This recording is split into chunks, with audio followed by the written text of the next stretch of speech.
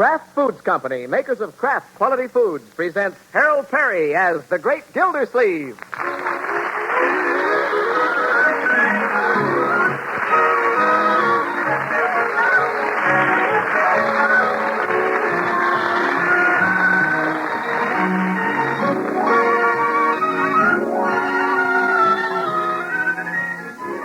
The Great Gildersleeve is brought to you by the Kraft Foods Company, makers of the famous cheese food Velveeta.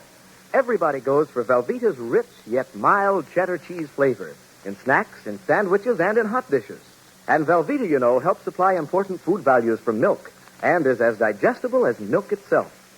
That's why smart homemakers keep Velveeta on hand regularly to spread or slice and to melt for grand economical hot dishes. Tomorrow, get Velveeta, the cheese food of Kraft quality.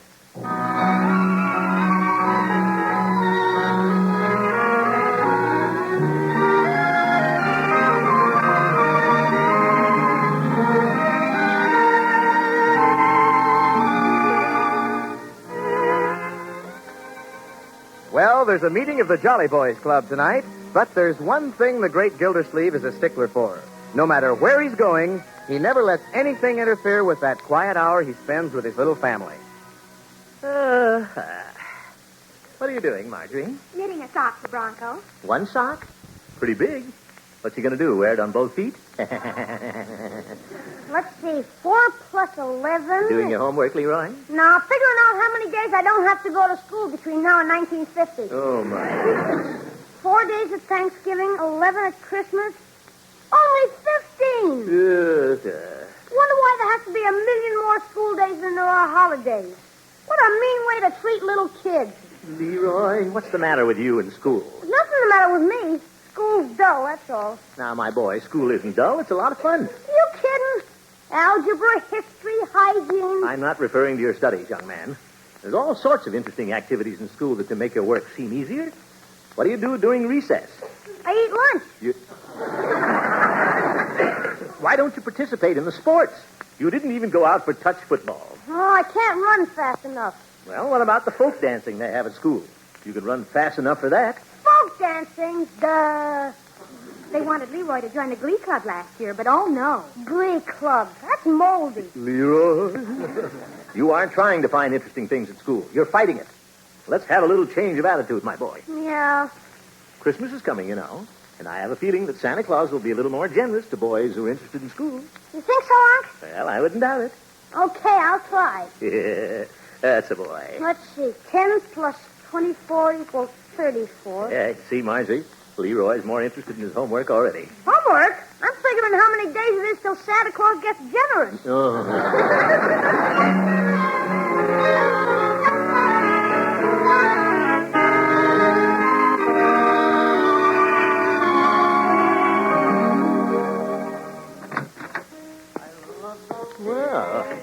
Somebody's at the Jolly Boys Club.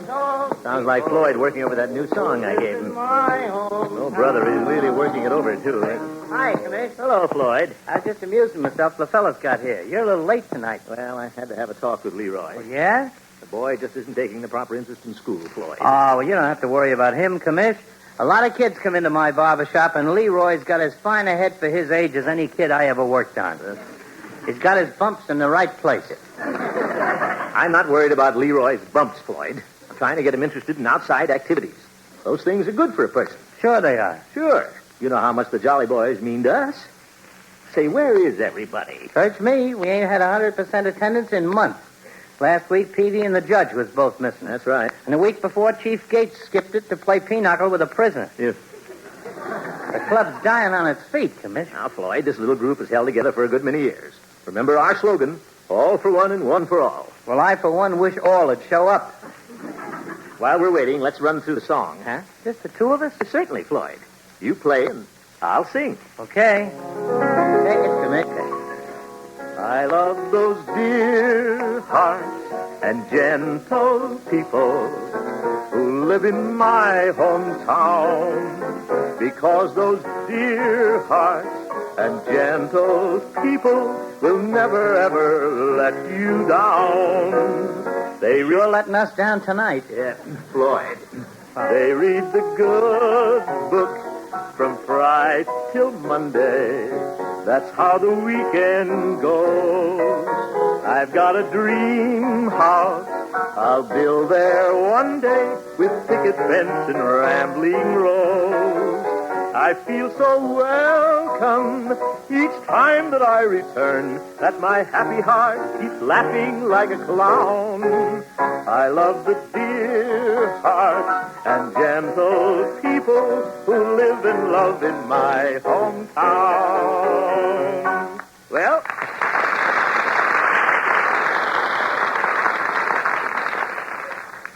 how's that, Floyd? Sound great with a quartet. Yep. Where are all those dear hearts and gentle people that were supposed to show up? Well, If Floyd... this keeps up, I got a good notion to rent this room out. Rent it out. A guy was in the other day wanting to open a walk-up and save two-pants suit store. What? Sure, he even offered to give me a two-panter if I'd sign the lease. Floyd, you wouldn't toss out 4 friends for 2 pairs of pants. No, I guess I wouldn't. But, gee, this meeting's a dud. Let's go home, Commissioner. They'll show up, Floyd. Come on, let's run through the song again. Okay, and this time I'll sing. Well, I love the dear hearts and gentle. Floyd! You're right. The meeting is a dud. Let's go home.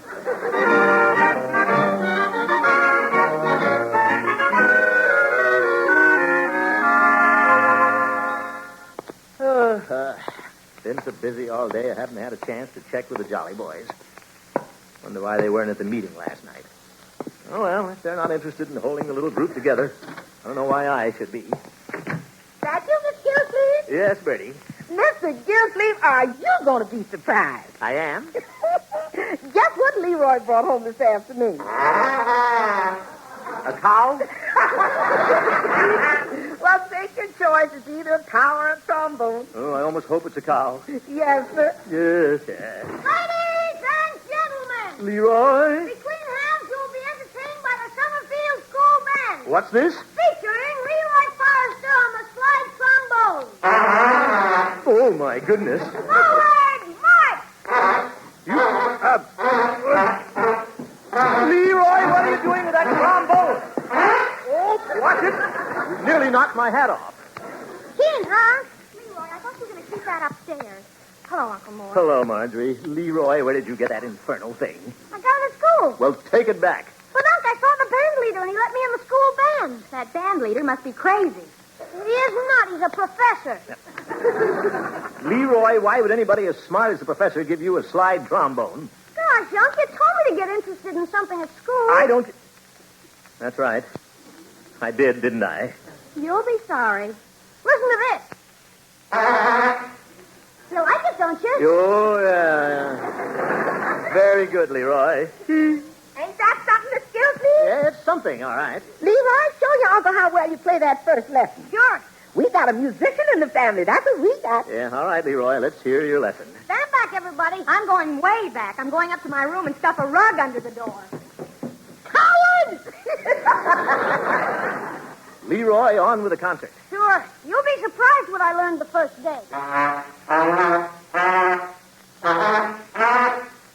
You can sure tell my piano lessons help me, huh? Yes, indeed. Of course, I run out of breath pretty easy. Well, don't strain yourself, my boy. That's enough practicing today. Put the horn away. Yeah, I'll stand it here in the corner. I want to go study anyway. Yeah, you want to go study? Yeah, you can't play in the school band unless you got passing grades. See you later, Unc. All right, my boy. Well, I got to put a cake in the oven if there ain't going to be no encore. Yes. Who'd think a trombone could make Leroy take such an interest in school? Let's have a look at this thing. Looks like they've been playing hockey with it. Wonder if I can get anything out of a trombone. It's a lot like the bugle I used to play. Same thing with more pipes. I'll try the scale.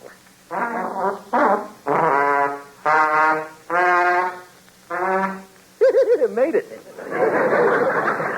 Well, I might take this down to the Jolly Boys some night. Say, wonder if we could organize a little band. Might be just the thing to get them interested in the club again. Look what it did for Leroy. Sure, why not? Floyd plays the piano, Peavy plays the violin, a little, and I could get to be pretty hot on this trombone. why are you getting worse? What? Oh, it's you, Mr. Gildersleeve. Yes, Bertie. Oh, I'm sorry. That's all right. Just practicing. Gonna organize a little band with the Jolly Boys. Organize a band? You gonna play the trombone? Well, it seems to come natural to me. Listen. What's the matter, Bertie? Nothing. Excuse me, I'm going to see if my cake fell. Well, must be a very sensitive cake.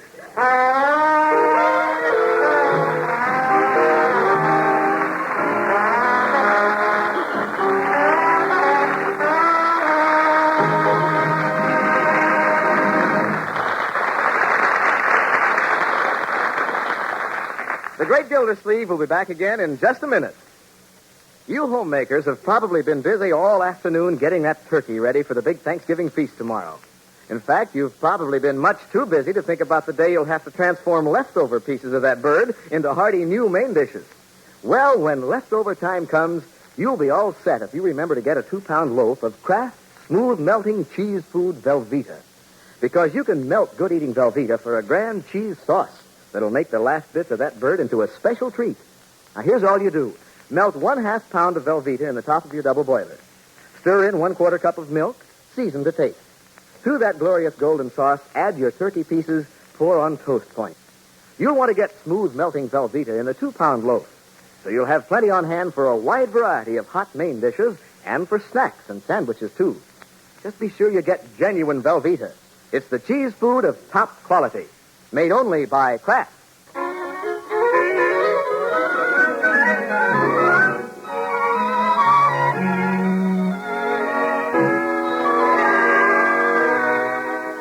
Well, it seems the Jolly Boys Club has been falling apart lately.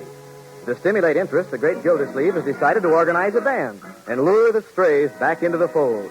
And it so happens that Mr. Peavy is one of the strays. Well, hello, Peavy. Hello, Mr. Gildersleeve. What can I do for you today? Peavy, I missed you at the Jolly Boys Club the other night. I'm sorry I couldn't make it. You gentlemen have a pleasant evening at the club? Peavy, there wasn't anybody there but Floyd and me. And frankly, I'm a little disturbed about our attendance. Yes, so? Certainly. Right at the holiday season when we should be getting together, we seem to be drifting apart. Yeah, I hadn't thought of that. Peavy, do you still have your violin? Oh, yes. Do you play it? Oh, my, yes. At night, after we've done the dishes, I often play and Mrs. Peavy hums. Yeah. Good. Well, I've got a surprise for you, Peavy. I'm going to organize a Jolly Boys band. Okay. A Jolly Boys band. There are 5 of us. We'll have a little quintet. Now, you'd be interested in attending the Jolly Boys meetings if we played music, wouldn't you, Peavy? Well, yes. But who'd be playing in the band, Mr. Gildersleeve? Why, all of us. My. Peavy, I haven't said anything about this, but I've recently taken up the trombone. You don't say. Yeah. I used to play the bugle in military school. Well, here comes Chief Gates.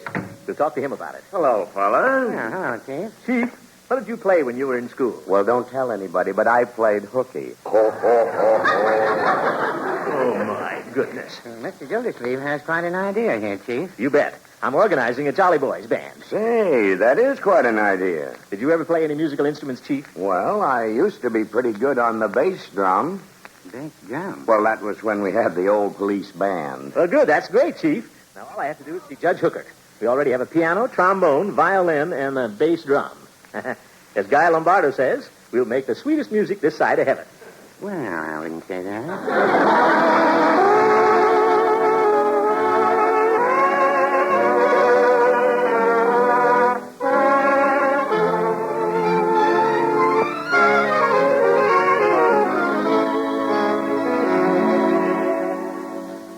What do you think of the idea, Judge? It's most fascinating, Gildy.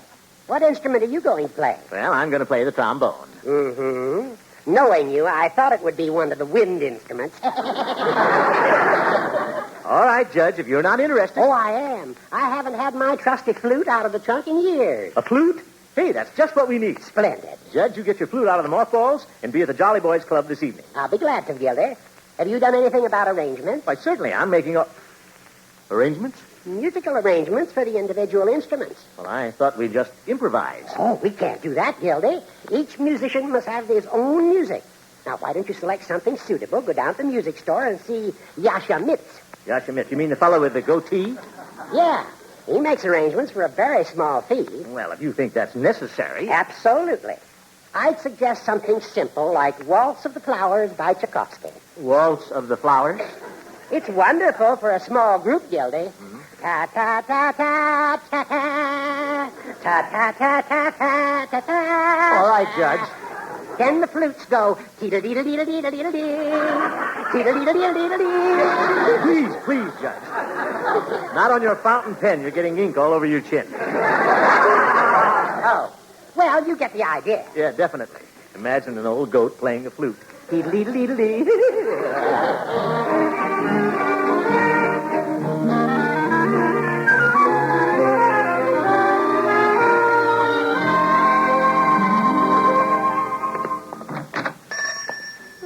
Little bells. There's something mighty nice about a music store. May I help you? Nicer than I thought. Do you wish something? Yes. Is Mr. Yasha Mitz in? No, he just went out to lunch. Oh, well, I wanted him to make an arrangement for a little musical group, quintet. Well, I'm sure he'd like to. What selection did you wish arranged? Well, I thought I might talk that over with Mr. Mitz. How about that Waltz of the Flowers? What are the instruments in your group? I'd better write them down for Mr. Mitz. Oh, yeah. Well, we have a piano, of course. Yes, of course. Violin. Violin. Flute. Flute. Bass drum. Bass drum? Yeah, that's right. And trombone. Oh. Well, I'm sure Mr. Mitz will be quite interested in working this out. Oh, you think so? Well, good. I'd like to have the arrangement this evening. Oh, that might be rushing him a little. Well, tell him to arrange as much as he can. We're just amateurs. Yes, well, I'll give this to Mr. Mitz. Thank you. Say, beautiful trombone you have there. Do you like it? Oh, yes, indeed. Trombone is my instrument. I really ought to have one. You don't have one? Well, been using a borrowed one. How much are they? Well, we have them starting at $85. Zeke. Wouldn't want to go that high. Of course not, since you're just beginning. Yeah. We have a used one here. Huh? Somebody traded it in on a television set. It's priced at $18.50. $18.50. Well, it's in better shape than Leroy's. By George, I'll take it. Oh, it's a wonderful buy. Oh, I can see that. Nice and shiny. Will you send the bill to me, Throckmorton P. Gildersleeve, at the Water Department? Why, of course, Mr. Gildersleeve. Will there be anything else? No, thanks. Come to think of it, there is something else. Yes. When Mr. Mitz starts arranging that flute part that goes teedle-deedle-deedle-dee, tell him to make it for the trombone.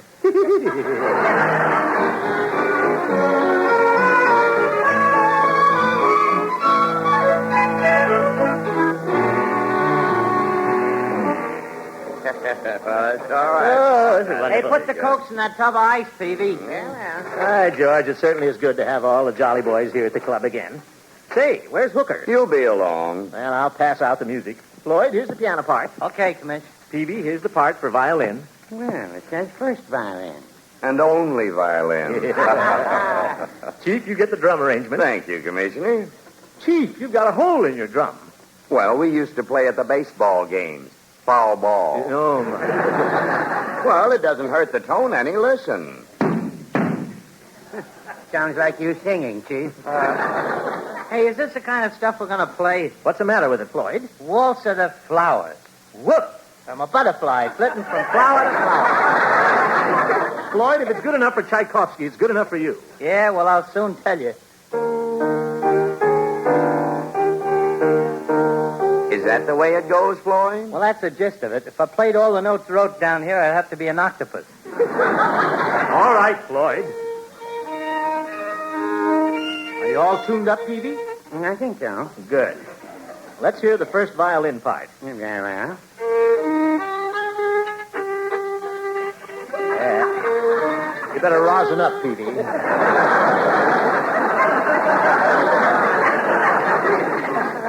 But it is very good, though, Peavy. Thank you. What's that? Sounds like a flute. Must be the judge.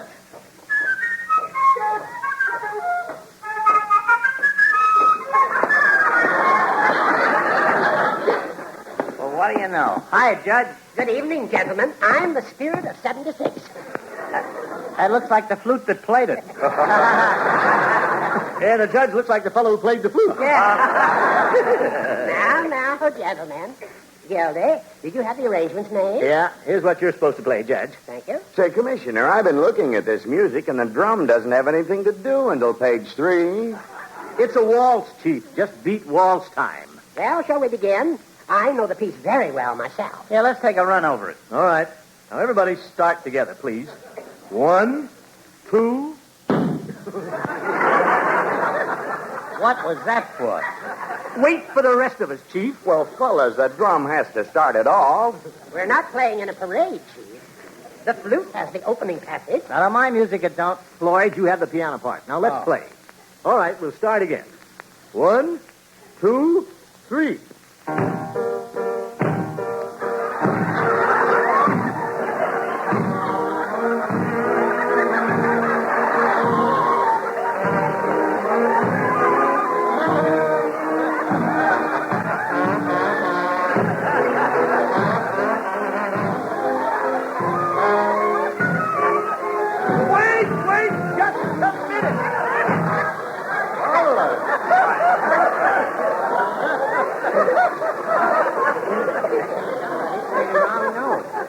Well, it wasn't I played the score exactly as it was written. Put your glasses on, Hooker. You were way off. I was way off. You weren't even playing in the same key. What? Now, just a minute. If you ask me, there wasn't anybody playing in the same key.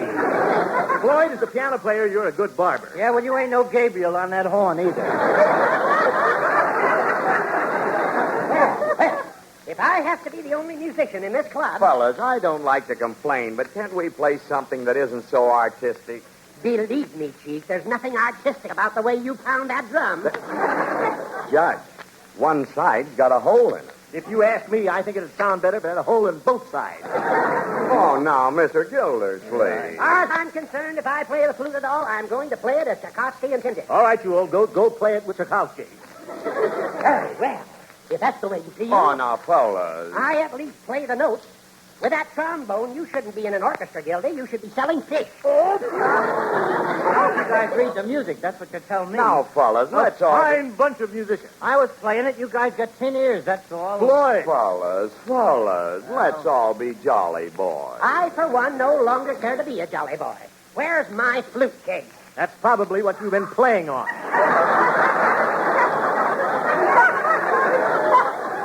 Give me my trombone. I'm going home. Me, too. I hate to see this happen, fellas, after all these years. Too bad. Well, who's going first? You go first, Judge. This is the end of the Jolly Boys. No, you go first, Gildy. What do we have to go for? Well, everybody wants to break up the club. Not me. Wasn't my idea. And don't look at me. I'm quite sure I'm not to blame. Who started all this anyway? Oh, let's quit kidding ourselves. This is the best meeting we ever had. Well, it has been rather lively. Sure. Let's forget the band and go back to singing. Yeah, that suits me. My baritone is better than my trombone anyway. Well, now, I wouldn't say that. Peavy! Well, let's go, gang. I love those dear hearts and gentle people who live in my own town.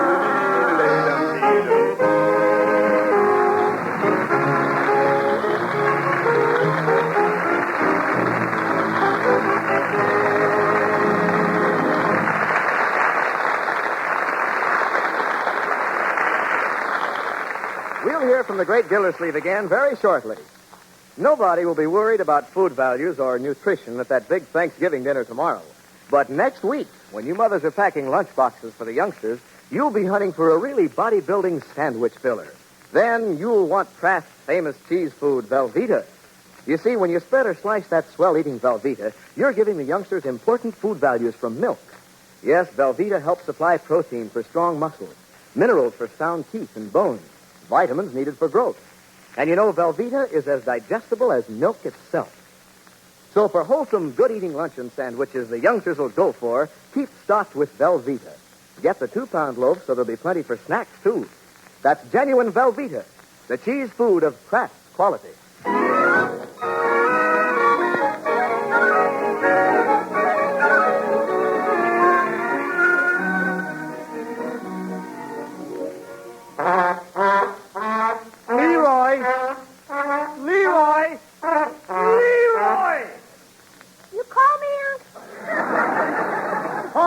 been shouting at you. What's the matter? Is that horn making you deaf? No, I got cotton in my ears.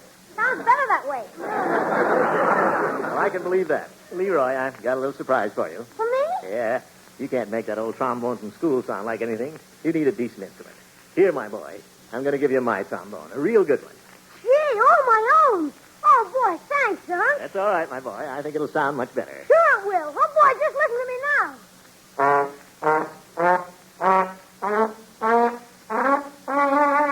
All the difference in the world, huh, Unc? Yes, yes. Leroy, Yeah, Unc? pass the cotton.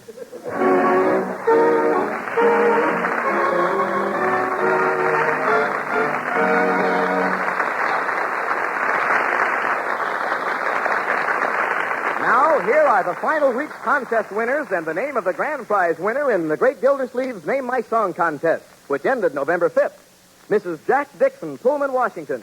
Mrs. James L. Dunbar, Jr., Terre Haute, Indiana. Elmer H. Purchase, Newark, New Jersey.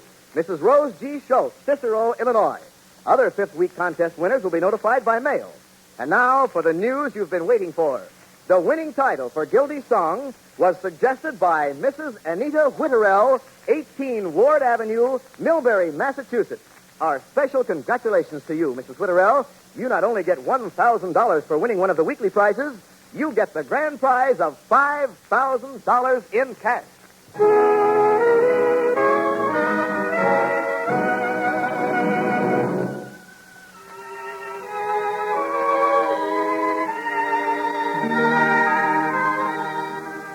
This is Harold Perry. Tomorrow, if we could come to your Thanksgiving table, gleaming and heaped with good foods, we would put beside each plate 5 kernels of corn. It's an old New England custom, and here's what it means. It betokens prosperity to you for the coming year. But since we can't come personally to your Thanksgiving table, the Kraft Foods Company and all of us in the Gildersleeve cast would like to wish you a very happy Thanksgiving and wish for our nation a coming year full of peace and progress, prosperity and plenty. Good eating tomorrow, folks, and good night.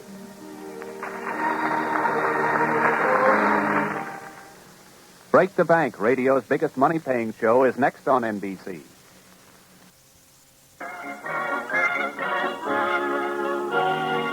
The Columbia Broadcasting System presents a new comedy. My Friend Irma. Starring Marie Wilson as Irma and Kathy Lewis as Jane, with John Brown as Al. Friendship, friendship, just a perfect friendship. When other friendships have been forgot, theirs will still be hot. My friend Irma.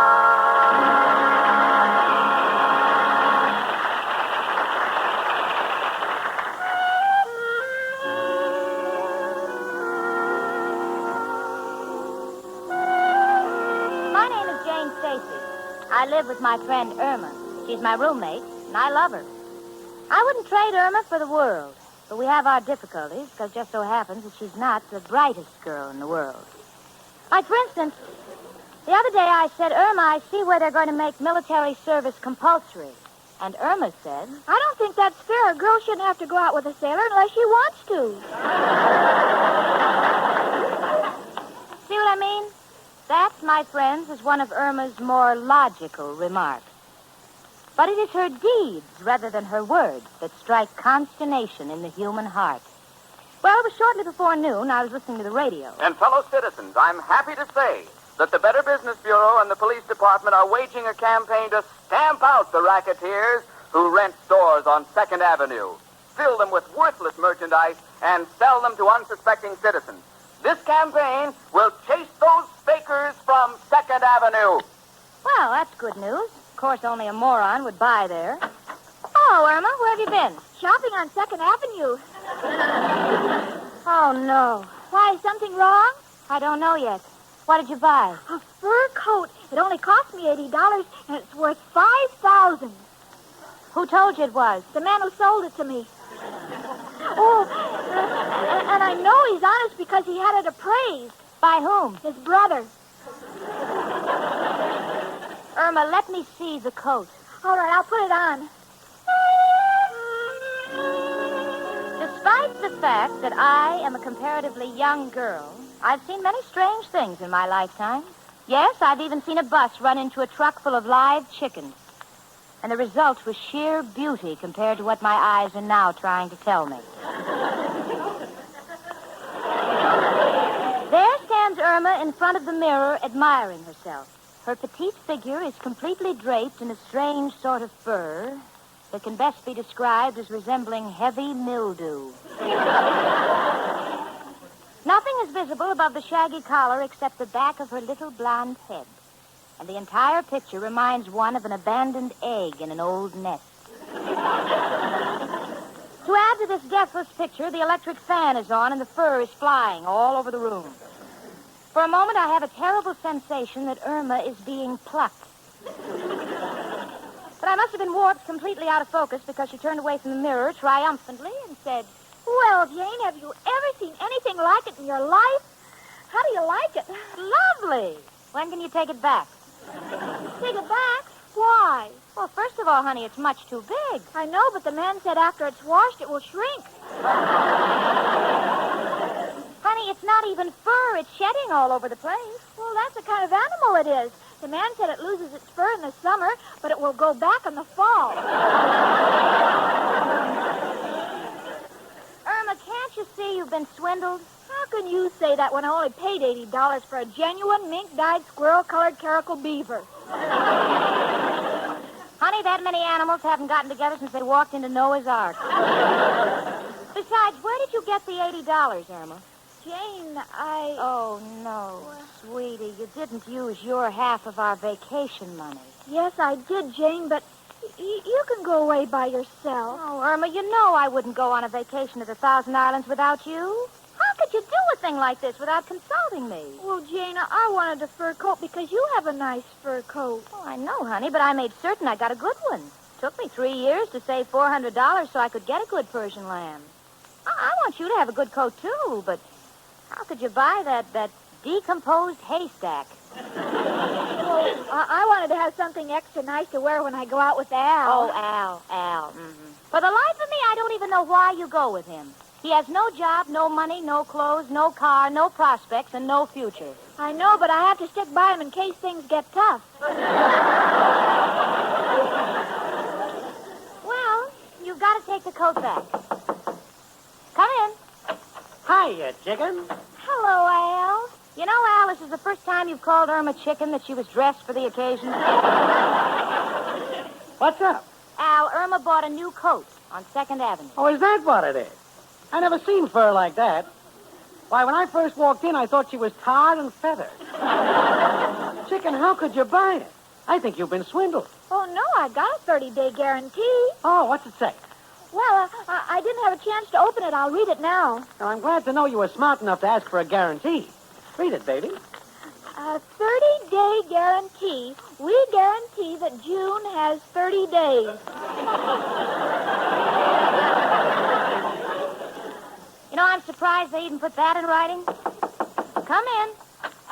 Hello, everybody. Tell me. Say, Jane, does Mrs. O'Reilly know about this? What? You're keeping a dead grizzly bear in the apartment? Professor Kropotkin, that's Irma. She bought a fur coat. Irma, why didn't you ask me? From furs I know. Animals like that I have never seen. Well, the man told me they're very rare. They hide in the woods. Could be. If I look like that, I will hide too. Irma, darling, don't wear it. You'll be risking your life. What do you mean? You'll put it on, you'll go outside. A dog will chase you up a tree. You know, Professor, you'd think she'd know better. I've told her a dozen times if she wants to shop to use my charge account. After all, that's what a charge account is for. To send things back. And 2nd Avenue, of all places. Even the cops are afraid to shop there. 2nd Avenue, what they did to me. I remember I just came off the boat. I went to 2nd Avenue for a suit. What a suit. They sold me red pants and a blue jacket. Well, you couldn't wear that. Of course not. Olga had a white dress. When we walked down the street, everybody saluted. But Kropotkin, they can't fool. I said, gentlemen, this is one monkey you don't give the business to. I may be a foreigner, but I know what they are wearing. I demand satisfaction. Did you get it? Certainly. Have you seen my purple sports jacket with the yellow knickerbocker? Stand down.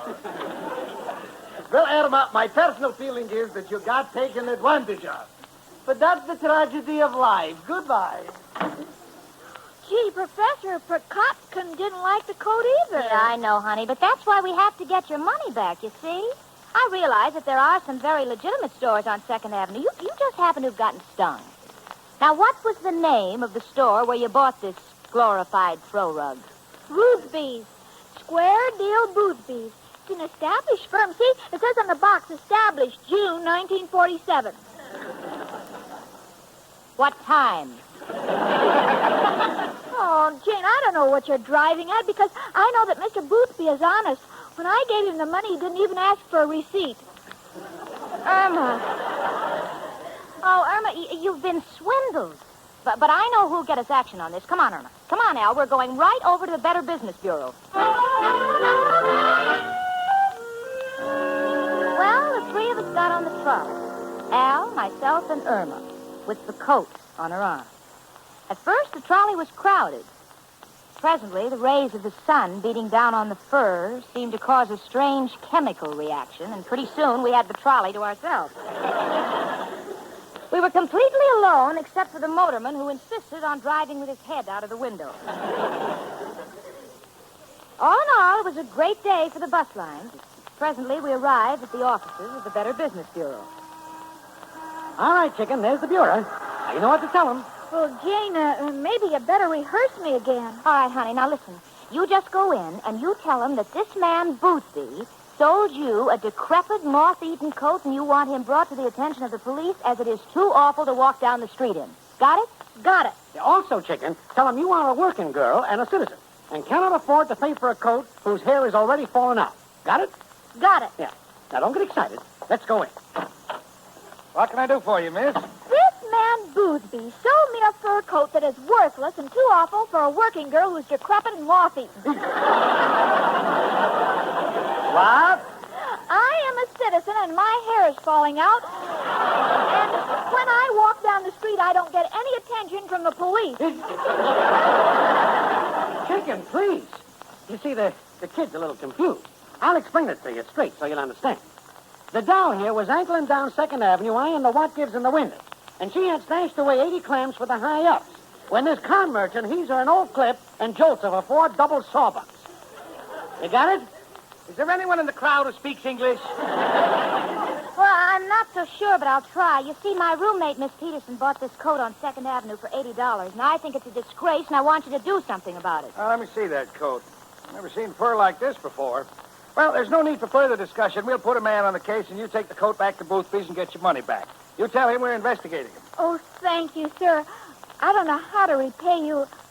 Are you allowed to take tips? No, thanks. Well, there must be something I can do. Have you any children? Yes. Good, I'll send you a card on Father's Day.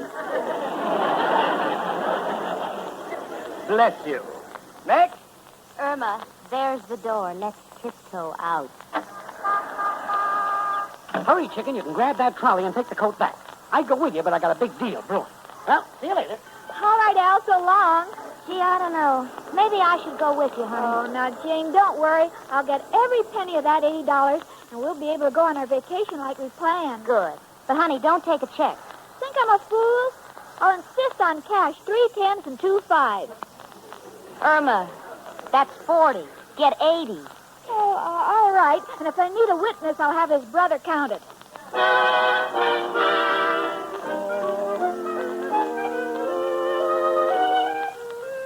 Well, an hour passed. I was in the apartment waiting for Irma to return. Presently, Al returned. He had a new business proposition. Painting pigeons and selling them for pheasants. Well, naturally, I wasn't interested. I was waiting for Irma to come home with the $80. Presently, the door slowly opened. It was Irma. Hello, Irma. Hello, Jane. Well, honey, I see you got rid of the coat. Yes, I did. Did Mr. Boothby give you back your $80? No, he couldn't. Why not? I lost the coat. Chicken, how? Oh, I don't know. I had so many things on my head, and I forgot it and left it on the trolley when I got off. Oh, Irma, how could you? That's right. Two of you pick on me. Did I do a crime? Haven't either of you ever been absent-minded? Well, yes, honey, but how long can you be absent? Now, wait a minute. Let's not pick on Irma. It could have happened to anybody. It's just that we're in bad shape because the Better Business Bureau fixed things up for us. Now we haven't got the coat to return. Oh, instead of fighting among ourselves, Al, call up the Lost and Found department of the trolley company. No good. Never get service over a phone. Only one thing to do. We go down to the car barn and frisk the trolleys as they come in. Al, What, chicken? have you lost faith in me? Oh, no, baby. People make mistakes. They're human beings. And you're entitled to the same consideration. Oh, gee, I'm glad you said that, Al, because I couldn't let a man love me who hated the sight of me. Well, now I think I know why Romeo and Juliet killed themselves. Come on, let's get going.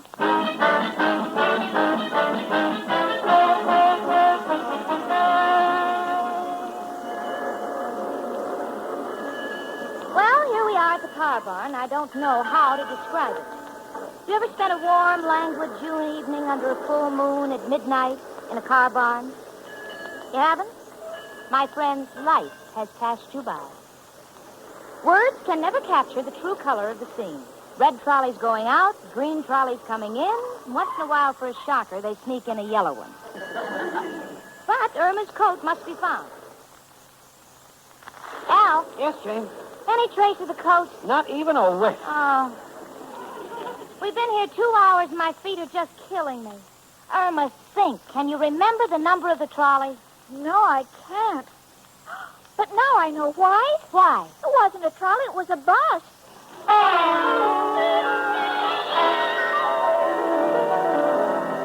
Oh, well, I'll be all right. I'll be all right. I'll take an adrenaline or something.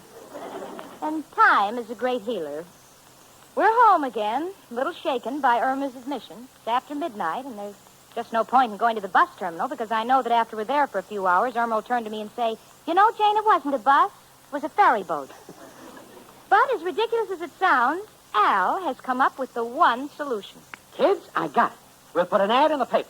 Where's the pencil? Oh, here. Lost. One fur-bearing coat. Well, you better describe it. The papers wouldn't print it. Please, I'm trying to write the ad. Lost. One fur coat on bus. Will you hurry, Al? This has got to make the morning edition. Okay? Lost. Fur coat. Fantastic reward. Al, fantastic must mean at least $20. Gotcha. Lost. Fur coat. Liberal reward. Well, that means money, too. Gotcha. Lost. Fur coat. Honesty is the best policy. Just say reward. Got it all. Return to Irma Peterson, 8224 West 73rd Street. I'll get it right to the paper. Well, now, Al, if you'll excuse me, I'll say goodnight to the both of you and go to bed. I'm rather exhausted. This entire day and night is something I'll look back on and laugh rather hysterically about, you know. Good night. Oh, good night and sleep well, Jane. Good night, Jane. See me to the door, chicken. Sure, Al. Al, do you think somebody will read the ad in the paper and return the coat? Why, certainly, honey. You'll have it in the morning. Well, good night, chicken. Aren't you going to kiss me? Oh, sure. Here. Gee, Al, when you kiss me, I lose all my senses. Look, chicken, don't go pinning no rap on me. Good night.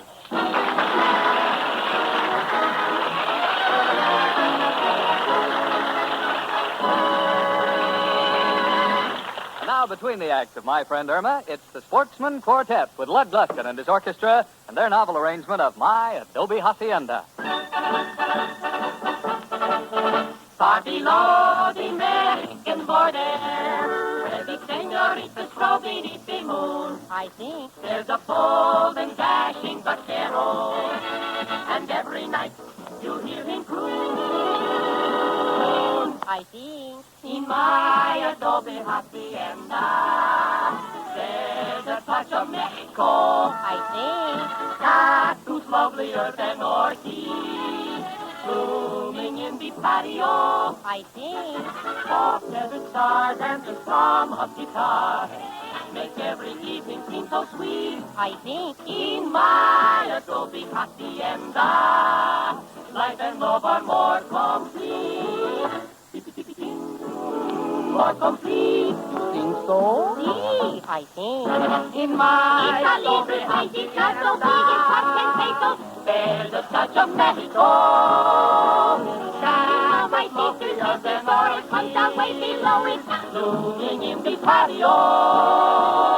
Soft as the stars and the strum of guitars make every evening seem so sweet. I think. In my adobe hacienda, life and love are more complete. I want to go back to my little adobe shack in Mexico City. I think. 'Cause that's where life and love are more complete. It's sweet and very neat. It's quite a treat, so I repeat. Life and love are more complete. Pardon us for singing in your faces. I think. We think.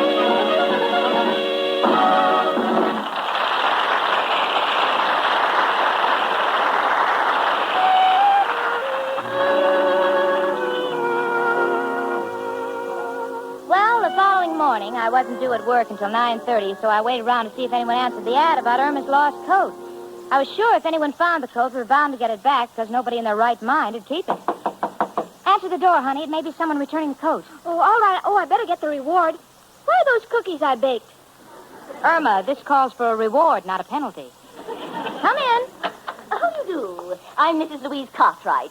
In my daily scrutiny of the newspapers, I chanced across your advertisement, and it may solve my dilemma. What do you mean? Yesterday, I was cruising down Madison Avenue in our open town car. I find it so much easier to dart in and out of traffic with the small car. When suddenly something came flying into the car and landed prone on my dear husband. And for moments, he was loath to part with it because it was the first time in years he had hair on his head. That's my coat. Well, here it is. And it's been quite an experience. There's a $10 reward. Oh, my dear, I don't need the money. But I have a suggestion. Why don't you give it to some worthy charity, like the Park Avenue Kennel Club for the preservation of underfed French poodles? There are wonderful works they're doing, and every little bit helps. Good day. Oh, Jane, isn't it wonderful? I've got my coat back, and now I'm going right down and get my $80. Hello. Who? Oh, yes, Better Business Bureau. Yes, we have the coat, and we... what? Oh, no. I see. Well, thanks. Irma, the coat is yours for keeps. Mr. Boothby has left town, and the police are after him with a warrant for swindling 100 people. What a stupid businessman. That's no way to build up goodwill. You know what this means, Irma? No $80, no vacation. Well, Jane, you can go. Oh, honey, I told you I wouldn't go without you. Hiya, chicken. What's up, Jane? I'm late for work, Al. Irma will tell you. And Irma, when you hang that coat up, keep it away from my Persian lamb. I don't want my coat to catch the mange. I'll be seeing you. Chicken, what happened? Oh, Al, Boothby left town. Oh, well, don't cry, chicken. There's only one guy who can help. Who, Al? Who but... Hello, Joe. Al, got a fur coat to get rid of. Huh? Is it hot? Well, frankly, it's not so hot. You bought it on 2nd Avenue. Now, don't hang up, Joe. How can I get $80 for this coat? Huh? Put 40 in each pocket. Joe, this is an emergency. What can we do? Uh-huh. Uh-huh. Uh-huh. Mm-hmm. Gotcha. Thanks, Joe. Chicken, our problem is solved. Well, how? We raffle off the coat by selling tickets around the neighborhood at $1 a throw. Well, is that honest? Of course, chicken. No matter how you look at it, this coat is worth $1. Even if you only hang it in the window to frighten off prowlers. Now, listen to me, Irma. We print 120 tickets, get back our 80, give 40 to charity. You know, that orphanage down the street. How about that? Well, gee, Al, that'll be sweet, giving our money to charity. I like that. Chicken, we're clicking now. Gotta print the tickets. Where's that pencil? Well, Al, would Jane think it's all right? Honey, you know the faith Jane has in us. You know what she thinks about the two of us. Yes, I know. Well, here's the pencil. Anyhow, Al, I like to live dangerously. Now, monster raffle. Well, Al, do you think we ought to describe the coat in the first line? Get your point. Scratch out the monster. Make it grand raffle. Attention, men. Does your wife always talk about a fur coat? take a chance on this one. It will leave her speechless. A genuine mink-dyed, squirrel-colored, caracal beaver. Figure it out, men. You can't go wrong at 2 bits an animal. You got it? Got it. Hey, come in. Irma, keep printing the ticket. Oh, hello, Kropotkin. How would you like to buy a ticket for a raffle? Oh, yes, Professor, please take one. This raffle is to get rid of my coat. Oh, your coat, Irma. Who is sponsoring this raffle? The Board of Health? Professor, part of this money is for charity. Remember, it's better to give than receive. I agree with you. A coat like that, it's better to give than receive. But, Irma, if it will help you get back your money, I'll buy one. Yeah, thanks, but we also want you to sell some. So you take 30, I'll sell 30, Mrs. O'Reilly will take 30, and Irma will sell 30. How can I sell 30? I haven't got that many enemies. Sell them to your friends and end the shortage. Then tomorrow, the 4 of us meet, and we have the grand drawing.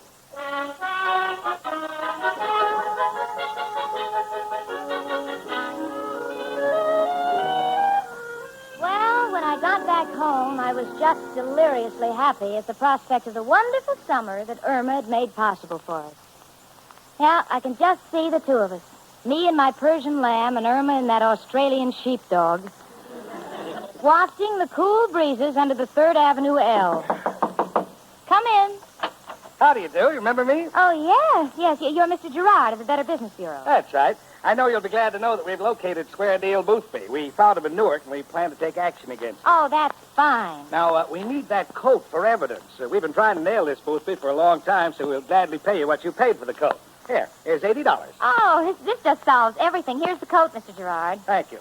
Good heavens, it's still shedding. Yeah, you better hurry. By the time you get to Newark, you'll have nothing but the lining. Goodbye.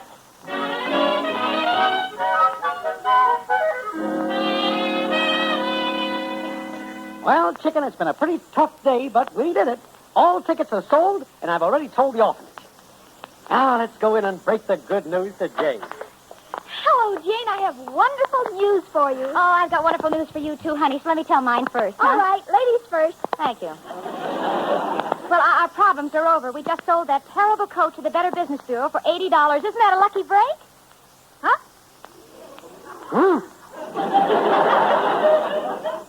What are you two hawing about? Tell her, chicken. Gentlemen first. Okay. Jane, we gotta have that coat. I don't understand. We're raffling it off in 10 minutes. Sold 120 chances. Given $40 to an orphanage. Oh, no. Who bought the tickets? Well, all our neighbors and the policemen on the beat. Oh, the police.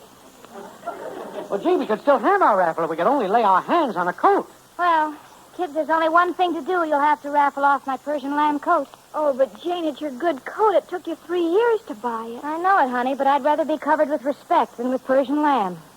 Oh, thanks, Janie, but there ain't no need to do that. Tell you what we'll do. Irma and me will go out and return all the money and explain that the raffle was called off because the coat was perishable and it died before we could get it here.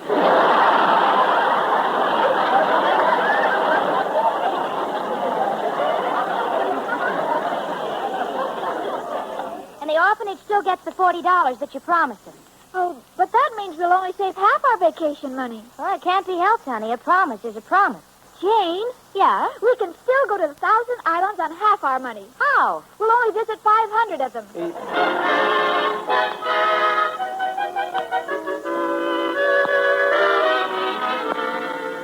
Well, Irma got home late that night from returning the raffle money, and she was very excited. She said, Jane? Yeah? Guess what happened? The oddest coincidence. I met Mr. Boothby, and he looks just wonderful in a beard. Irma, the police of 2 states are looking for Mr. Boothby. How were you able to recognize him, especially if he was wearing a beard? Oh, it was easy. I can spot a faker now. He's selling wristwatches for $1. Oh, yeah. Still trying to fool the people, is he? Yes, worse than ever. Look, this watch he sold me doesn't even glow in the dark. And that's how it's been, and I think how it's always going to be with my friend Irma.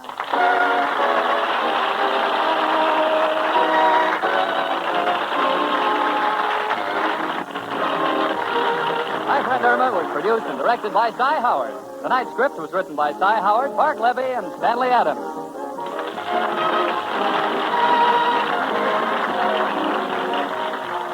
Remember, next week, instead of dialing your telephone to listen to your best friend, dial your radio to this same Columbia station, same time, to listen to My Friend Irma. starring Marie Wilson as Irma and Kathy Lewis as Jane with John Brown as Al. Professor Kropotkin was played by Hans Conried. Also appearing in tonight's cast were Irene Tedrow, Alan Reed, and Terry O'Sullivan. Music was by the Sportsman Quartet and Lud Gluskin and his orchestra. Murray Webster speaking.